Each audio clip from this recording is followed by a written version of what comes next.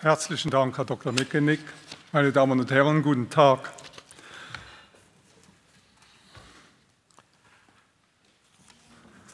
Lassen Sie mich mit dieser Luftaufnahme aus Stellenbosch beginnen. Luftaufnahmen sind ja immer faszinierend, aber diese zeigt etwas besonders schön, nämlich wie unterschiedlich Weinberge in sich selber sein können. Und dies ist ein Problem, das jeder Winzer aus eigener Erfahrung kennt. Aber nur aus der Ferne kann man es auch so gut sehen. Und darum geht es nun in meinem Beitrag, nämlich Weinberge aus der Distanz zu analysieren, also um Fernerkundung oder eben um Remote Sensing. Wir selber wenden diese Technik schon seit vielen Jahren an und im Folgenden möchte ich darüber berichten, wie wir damit, oder genauer gesagt mit Precision Viticulture, solch räumliche Variationen innerhalb unseres Weinberges zu unseren Gunsten nutzen. Und zweitens, wie uns weitere Entwicklungen in dieser Technik helfen, unseren Weinberg über den Verlauf einer Saison besser zu kontrollieren, zum Beispiel in der Kontrolle des Wasserhaushaltes. Beginnen wir mit Precision Viticulture. Precision Viticulture muss man sich als einen mehrstufigen Prozess vorstellen. Am Anfang steht natürlich der Weinberg, dann kommt die Erkundung des Weinberges, also Remote Sensing, da müssen die Daten analysiert werden und schließlich das Wichtigste, die Umsetzung in die Praxis, also was wir damit überhaupt anstellen und was wir damit erreichen können.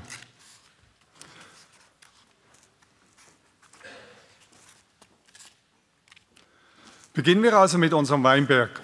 Wie schon erwähnt, sind wir Kleinwinzer, genau genommen das kleinste kommerzielle Weingut in Südafrika. Dabei bewirtschaften wir gerade mal einen einzigen Weinberg von 2 Hektar Größe, welcher auch nur mit einer Sorte bepflanzt ist, nämlich Merlot. Der Weinberg selber liegt auf einem sanften Südhang, der Boden ist aus lehmigem Sand und die Pflanzung wurde seinerzeit lehrbuchmäßig durchgeführt. Und von außen sieht es eigentlich ganz ordentlich aus. Betrachten wir ihn nun von oben. Wie man sieht, hat er die Form eines Dreiecks, mittendrin das Wohngebäude, rechts davon der Keller. Wenn man nun genau hinschaut, sieht man plötzlich auch diese Unregelmäßigkeiten wieder. Hellere Stellen hier, dunklere Stellen da. Es ist klar, dass dies Unterschiede im Bewuchs sind. Und es ist jedem Winzer hier im Saal ebenso klar, dass dies ein Problem ist. Eine gleichmäßige Qualitätsproduktion wird dann nämlich sehr schwierig. Und hier kann uns Precision Viticulture helfen. Mit Precision Viticulture bezeichnet man nämlich eine Weinbergbewirtschaftung, die sich um solch kleinräumige Standesunterschiede kümmert. Dabei stützt sich Precision Viticulture auf Luftaufnahmen mittels sogenannter Multispektralkameras, also auf Remote Sensing. Die Technik beruht darauf, dass Pflanzen rotes Licht für die Photosynthese absorbieren und gleichzeitig Strahlung im Infrarotbereich reflektieren. Logischerweise variiert dies entsprechend der Wuchskraft und dem Zustand einer Pflanze. Indem man nun diese Absorption bzw. Reflexionen erfasst, können Rückschlüsse auf den Zustand einer Rebanlage gemacht werden. Für Precision Viticulture wird dann mittels eines bestimmten Algorithmus für jeden einzelnen Pixel in diesen Bildern der sogenannte NDVI berechnet, das heißt der Normalized Difference Vegetation Index. Zur einfacheren Interpretation werden die numerischen Werte des NDVI dann typischerweise wieder als Bild dargestellt, nur dass die Unterschiede nun wieder deutlich dargestellt werden können. So bedeutet hier zum Beispiel Blau ein starkes bis überschießendes Wachstum, Grün mittelstarkes, Gelb ausgeglichenes Wachstum und Rot schließlich eher spärlicher Wuchs. Nun stellt sich natürlich als erstes die Frage nach den Ursachen solcher Unregelmäßigkeiten und diese können in der Tat vielfältig sein. In den meisten Fällen aber sind es Variationen in der Bodenstruktur, sei es Bodentiefe oder Struktur, und das war auch bei uns der Fall. Leider sind solche Unregelmäßigkeiten im Boden eines Rebberges kaum zu korrigieren, auch mit den besten Bodenvorbereitungen nicht. So entschlossen wir uns, das Beste daraus zu machen und das natürliche Angebot, also quasi die individuellen Talente eines jeden Abschnittes, entsprechend individuell zu nutzen. Dazu unterteilen wir mit Hilfe der NDVI-Aufnahmen unseren Weinberg in einheitlichere Bewirtschaftungszonen, also quasi in Mikroterroirs. Im Weinberg markiere ich dann die Übergänge mit Farbbändern, sodass ich später bei der Arbeit immer genau weiß, wo welcher Sektor anfängt und wo er aufhört. So können wir schlussendlich jedes einzelne dieser Mikroterroirs entsprechend ihren Eigenschaften individuell bewirtschaften und später auch entsprechend individuell vinifizieren. So ernten wir zum Beispiel frohwüchsigen Zonen früher und keltern sie zu einem fruchtigen Rosé, während wir die anderen Sektoren dann etwas später für Rotwein ernten. Natürlich wieder jede Partie für sich und im Keller werden diese entsprechend dann individuell ausgebaut. Dank Precision Viticulture können wir so also auch als Kleinwinzer eine sich abgerundete Produktpalette mit 4 eigenständigen Weinen anbieten und dies, obwohl wir nur mit einem Weinberg und auch nur mit einer Sorte arbeiten. Für uns übrigens der beste USP ever. Natürlich blieb die Technik nicht stehen, wo wir vor 15 Jahren eingestiegen sind. So haben Drohnen in den letzten Jahren einen kometenhaften Aufstieg erlebt. Die Vorteile sind eindeutig. Während wir früher Luftaufnahmen oft lange im Voraus koordinieren mussten, können wir heute fliegen, so oft und wann immer wir wollen. Genauso einfach geworden ist auch Remote Sensing via Satellit. Das Angebot im Internet ist groß und einfach zugänglich. Zwar haben Satellitenbilder wegen der großen Entfernung noch eine relativ grobe Auflösung, dafür bekommen wir alle paar Tage neue Updates. Dazu kommen weitere Entwicklungen in der Sensortechnologie und neue, immer raffiniertere Algorithmen wurden entwickelt. All dies zusammen, die neuen Techniken, die neuen Algorithmen, die einfache Verfügbarkeit und vor allem die Tatsache, dass wir nun wöchentlich Updates bekommen, hat den ganz großen Vorteil, dass wir unseren Weinberg nun auch im zeitlichen Verlauf parametrisieren können. Das heißt, wir können seine Entwicklung über den gesamten Verlauf einer Saison verfolgen, anstelle uns nur auf eine Momentaufnahme abstützen zu müssen. Viele Parameter können heutzutage auch quantifiziert werden. Dann heißt es also nicht mehr nur viel Wuchs oder wenig Wuchs, sondern dann heißt es zum Beispiel 2,2 Quadratmeter Blattfläche pro Quadratmeter Weinberg. Oder ein aktuelleres Beispiel, dass unser Weinberg in der letzten Woche zum Beispiel 13 mm Wasser verbraucht hat. Zusammen mit meinen Kenntnissen über die Wasserkapazität unserer Böden, die ich in separaten Lysimeter-Tests bestimmt habe, kann ich so zu jedem Zeitpunkt den aktuellen Feuchtigkeitsgehalt im Boden errechnen und entsprechend reagieren. Mit den neuen Techniken kamen natürlich auch viele neue Anbieter. Und zwar alle übers Internet, auch mit praktischen Apps direkt aufs Handy. Sogar unsere ansonsten eher apathische Regierung in Südafrika ist auf den Zug aufgesprungen und bietet seit einigen Jahren die Gratisnutzung einer solchen Plattform an. Natürlich mit dem Hintergedanken, dass wir damit Wasser sparen können. Man darf sagen, dass der Zugang zu Remote Sensing in den letzten Jahren sehr einfach wurde. Alles, was es noch braucht, ist ein Computer, Internetanschluss und natürlich ein bisschen Interesse an der Sache.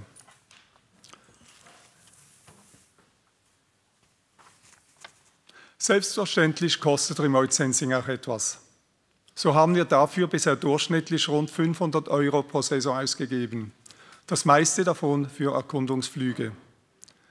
Wenn man mit der eigenen Drohne fliegen will, so wie wir das tun, sind die Anschaffungskosten so zwischen 1.000 und 5.000 € je nach Typ und Kamera. Dies sollte dann aber für mehrere Jahre halten und spart dafür externe Flugkosten.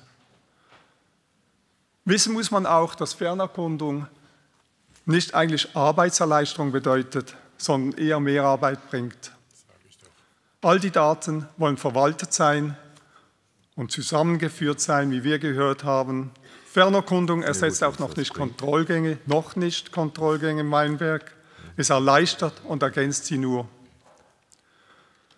Auf der Ertragsseite haben wir dafür ein Mehrfaches des geleisteten Einsatzes zurückerhalten. Und rückblickend darf ich sagen, dass wir damit eben auch Dinge erreicht haben, die wir sonst vermutlich nie erreicht hätten. Für uns jedenfalls hat es sich gelohnt. Ich danke Ihnen. Guten Morgen. Bon, je vais faire ma présentation en français, elle est en anglais. Donc je vais essayer de faire rapidement, même si voilà, faire un état des lieux de la numérisation dans le secteur vitivinicole en France, c'est quand même un vaste sujet. Mais je vais essayer de le faire assez rapidement. Il y a beaucoup de chiffres dans ma présentation. Je vous invite à la télécharger, à regarder un petit peu plus en détail. Je vais essayer de me concentrer plus sur les constats et les conclusions qu'on peut faire de cette étude.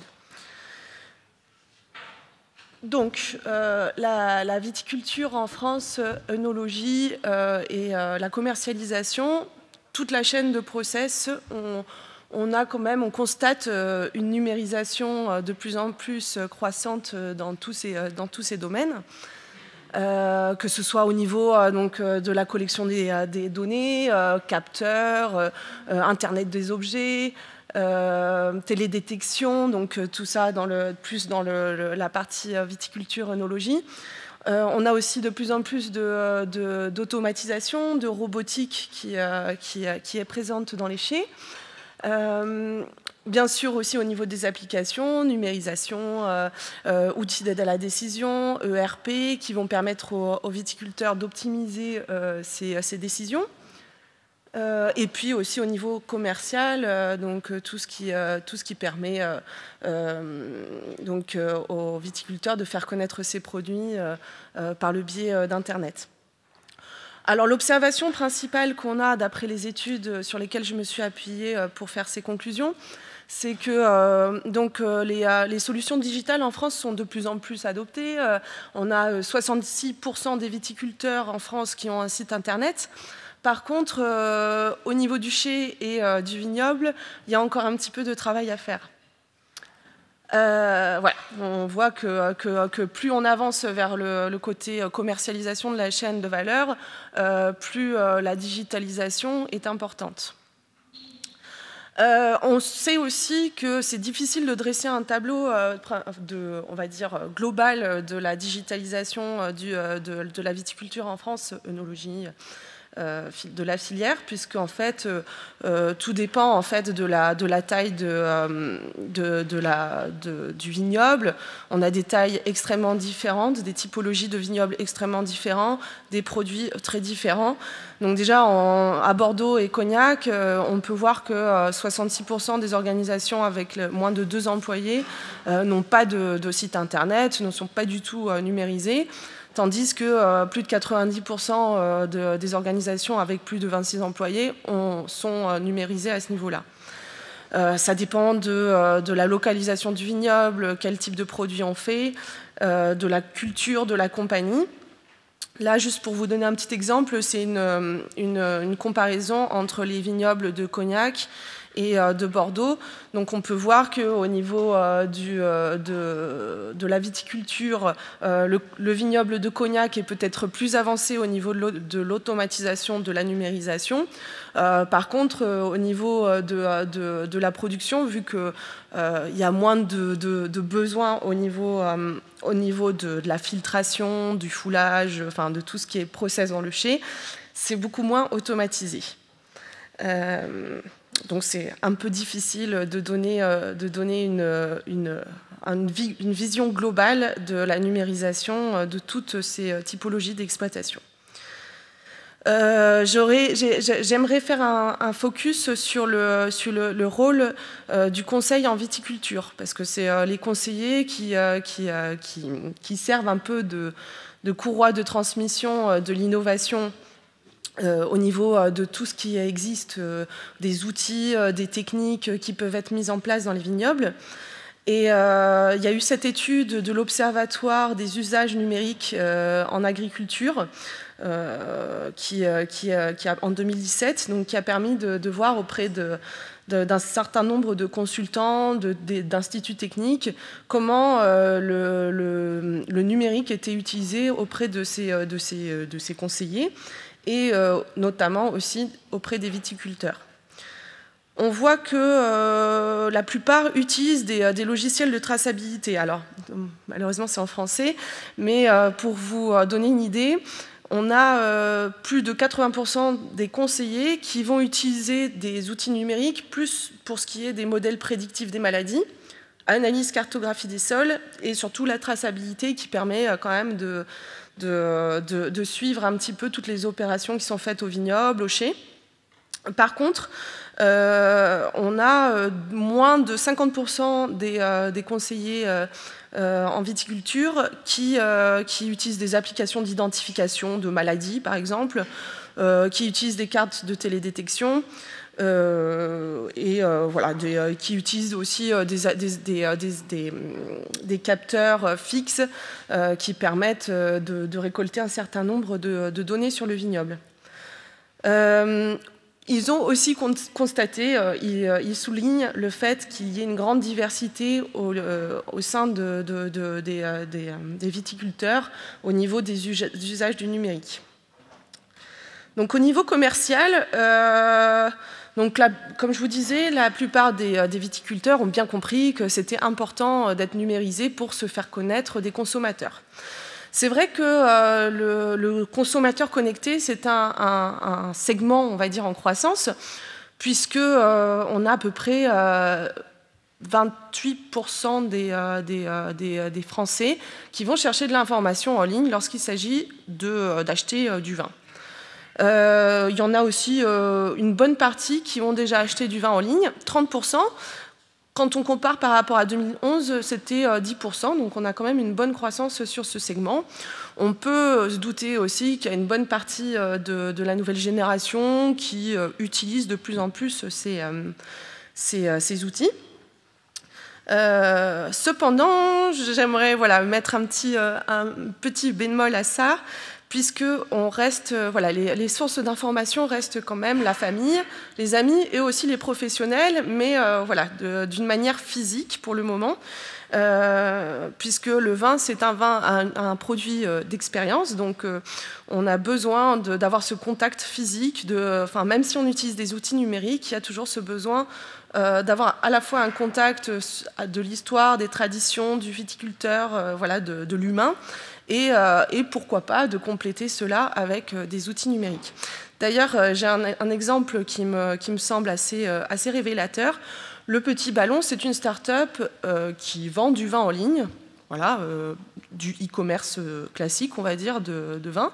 Et récemment, ils ont trouvé que c'était utile d'ouvrir une boutique, d'avoir une présence physique sur Paris.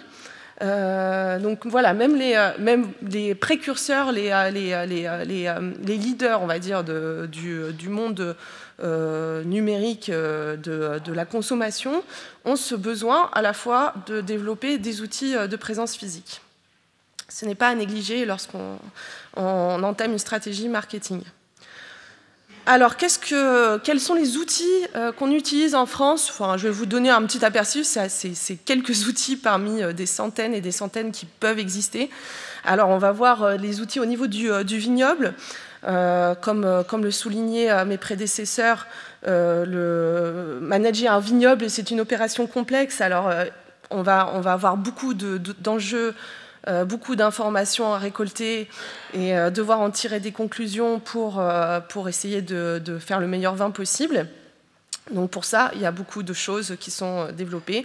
Alors au niveau de l'efficacité de la production, on a des outils d'aide à la décision, comme par exemple l'outil Exapta, qui est un outil qui permet de modéliser les traitements dans le vignoble, essayer d'optimiser au mieux les machines pour qu'on puisse gagner du temps au niveau de la réentrée une fois qu'on a fait des traitements et des choses comme ça. C'est intégré dans un outil d'ERP qui s'appelle Process to Wine. Fruition Analytics, c'est un autre exemple d'outil qui se veut rassembler l'ensemble des informations qui sont présentes dans le vignoble pour permettre aux viticulteurs de prendre les meilleures décisions au niveau de ces opérations. Au niveau de l'enjeu de la qualité, donc, on a de plus en plus de capteurs qui se développent pour essayer de détecter on va dire la maturité, essayer de comprendre au mieux quel est le moment optimum pour récolter. Donc on a le multiplex de Force A par exemple qui est un capteur de maturité. On a aussi développé via un projet avec l'Université de Bordeaux et des chercheurs un outil qui était capable d'estimer le rendement de façon précoce et de façon plus précise que les outils de télédétection actuels. Et puis après aussi dans tout ce qui est enjeu du changement climatique, des outils comme ceux que développe Celeris sur la détection de la grêle, essayer de prévenir les épisodes de grêle qui sont de plus en plus fréquents en France et qui ont dévasté une bonne partie du vignoble bordelais cette année d'ailleurs. Et bon, ça m'a fait rire puisqu'on a vu les petits robots qui était présenté. Donc on a aussi notre petit robot qui s'appelle Vitirover, qui est un robot autonome qui a pour objectif de rester dans le vignoble. Donc c'est des troupeaux de petits robots qui se baladent et qui tondent et qui permettent d'éviter d'utiliser des produits comme le glyphosate. Dans le chai, pareillement, donc le chai, il y a quand même beaucoup d'automatisation avec toutes les machines qui existent déjà. On a aussi de la nouvelle technologie qui s'implémente de plus en plus. Nous, on travaille aussi avec une entreprise de robotique qui s'appelle CITF, qui a développé un robot pour faire du tri négatif des déchets, qui est bardé de capteurs qui sont capables de détecter à toute vitesse les déchets et de les enlever de la récolte. On a aussi des outils d'aide à la décision, comme la Lambox, qui permettent aussi d'optimiser l'énergie dans les chais. Et puis, on a de plus en plus aussi des outils qui permettent aux barriques d'être toujours plus connectés, d'optimiser le sulfitage, le soutirage. Donc tout cela, ce sont des innovations qui permettent aux viticulteurs de s'améliorer dans la qualité du vin et de répondre à ces enjeux. Au niveau du marketing, donc on a plein de wine startups. Alors, on a tout un tas de startups, des winebox, des sites de vente en ligne, des applications qui permettent aux consommateurs de mieux choisir son vin. Voilà, on a encore des choses qui permettent de se faire livrer. Donc dans tout ça, le viticulteur est un peu perdu. Il ne sait pas trop quel modèle choisir. Donc c'était un peu pour souligner que voilà, c'est toutes ces wine startups auxquelles qui sont très à la mode, c'est toujours un petit peu difficile de savoir quel est leur modèle économique et puis vers quelle application tendre, quel choix il faut faire pour commercialiser au mieux son vin. Donc là, je vais passer très vite parce que je suis en train de dépasser mon temps. Donc les plus gros challenges que sont en train de voir les viticulteurs aujourd'hui pour la digitalisation, c'est surtout le coût, une perception du coût et surtout du temps qu'il faut pour utiliser ces outils. La complexité aussi, parce qu'il y a beaucoup d'outils qui existent, mais c'est difficile de les relier entre eux. L'interopérabilité des solutions, c'est quelque chose... voilà, on a du mal à savoir entre l'outil que je vais utiliser pour cartographier mes sols et celui que je vais utiliser pour ma maturité. Il n'y a pas forcément de lien. Voilà, ça fait partie des enjeux un peu du numérique qu'on observe. Et puis aussi au niveau de la fiabilité de ces outils, il y a encore beaucoup de doutes et c'est pour ça que les viticulteurs sont un petit peu réticents à investir dans ces solutions. Donc il y a beaucoup de belles perspectives, mais encore voilà, des enjeux qui sont présents. On parle beaucoup de viticulture de précision. Il faut savoir que les capteurs ne sont pas forcément encore très performants. Il y a encore beaucoup de travail au niveau de la recherche et du développement pour, notamment au niveau de la prédiction des maladies, essayer de trouver des bons capteurs. J'ai bien aimé ce que disait monsieur Volker Wissing à propos de l'Internet des objets, où il disait que voilà, Internet c'est très bien, mais l'important c'est peut-être les objets aussi sur lesquels il faut se concentrer. Voilà, il y a des freins, des verrous technologiques à lever qui sont encore dans le domaine de la recherche, donc il faudra attendre sans doute quelques années pour que ça se fasse. J'aimais bien cette citation aussi de Monsieur Van Damme qui disait que les innovations les plus pertinentes n'étaient peut-être pas forcément celles qui étaient les plus intéressantes à première vue, c'est souvent les plus ennuyeuses, puisque voilà, c'est souvent dans la technologie de précision qu'il faut avoir. Aussi, pareil pour le big data, on parle beaucoup de big data, mais est-ce qu'elle est si big que ça? On n'est pas si sûr. Il faut d'abord travailler sur le mode de collection de données et sur on va dire, la modélisation pour que ça soit optimal et que ça apporte vraiment des réponses aux viticulteurs. Voilà, ça c'était quelques initiatives que vous pourrez aller voir plus tard. Je vous remercie. To understand from where start our needs regarding the technology, let me tell you a few things about the company. Viticulture in Romania, it's known from actions period, but in Transylvania, everything changed regarding process change in viticulture, vineyards, vinification, from 1999, when took place the privatization of Jidvei State Agriculture Enterprise, and in that moment became a beautiful story of a family business. During this period until today, it was made a lot of investment in technology, modernization, and we can say that now, covering an area of 2,500 hectares, Jidvei's vine plantation is the largest in Romania and the largest single owned in Europe. We have almost 20 varieties, starting from Sauvignon, 700 hectares, Romanian variety, Fetească Regală, Traminer, Gewürztraminer, Riesling, Pinot Noir, Chardonnay, also red varieties. So Jidvei is the biggest producer in Romania of protected designation of origin wines, and we provide a varied range of products like still wines, sparkling, spirits, but also fresh must. We have 4 wineries with a total storage capacity of 328,000 hectoliters, and we have a unique unique cellar in Romania because it's a gravitational one. Based on this modernization, it was needed to have our own research development department. Even if it's quite a young department, only 3 years, we start already to be involved in many research projects at national and international level. Our main values that guide us in this competitiveness business are competitiveness, commitment, development, ecosystem, all of this being part of our legacy. Regarding the digital solution, we already see a lot of them. Because the company's performance keep improving over the years, has appeared the need for using intelligent machines, device, to improve and make more easy our work. In this way, we start with the creation of a database containing the necessary information. We use it QGIS land management, where we put inside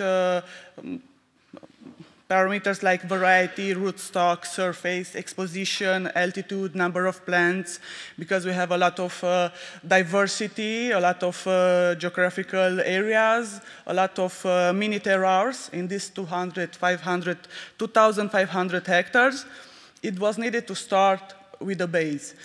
After that, we realized that we need the application for standardization and evaluation of management and technology in real time, because it was needed to know what we do in vineyard, pruning, defoliation, treatments, where we do it in that 2,000 hectares, how, manual, mechanical, who, because it was needed, we need a lot of manual workers, we need a lot of workers. with what cost, and in the end, with what results. We also start to use decision support systems for integrated pest management, because also in Transylvania we feel the climate change, and we try to be one step in front. So we also have forecasting weather models to help us to take the right decision. And at the end, what I believe that it's quite one of important element in this digital part, inspection application. Why? Because at the end, human, it's the best sensor until now that we have. So every farmer knows why inspection and observation is needed and what can do. Because doing this scouting or monitoring, like I like to say it, provide important field data to make decisions regarding management of pest and disease, predictive indication on possible risk, forecasting of yields, other agronomic practice to be performed, can also help to locate from where to collect samples for soil samples, grape leaf samples. But why we need digital monitoring tools when we have the classic one? I can tell you, trust me, the life can be more easy using digital tools. You can enjoy the vineyard and live inside with them. 3 years ago, we started with our partners from Italy to test an application called For Grapes. And during this period, we optimize this application according to our needs. So every year, we improve it. In this way, this application today supports us for georeferential field data and monitoring activities like phytosanitary, all pest and disease that we have in vineyards, including trunk disease, vegetative and productive parameters, very important, like I already mentioned, phenology, but also the location of where we collect samples. This system also gives us the possibility to all players from the wine supplying chains, also my colleagues from wine cellar can see this information. They can see, they have access to this data and the statistic in real time. How it's work? It's so easy. It's like a social application that we have on the phones. If we lose a wallet, it's not a sole problem like we lose a phone.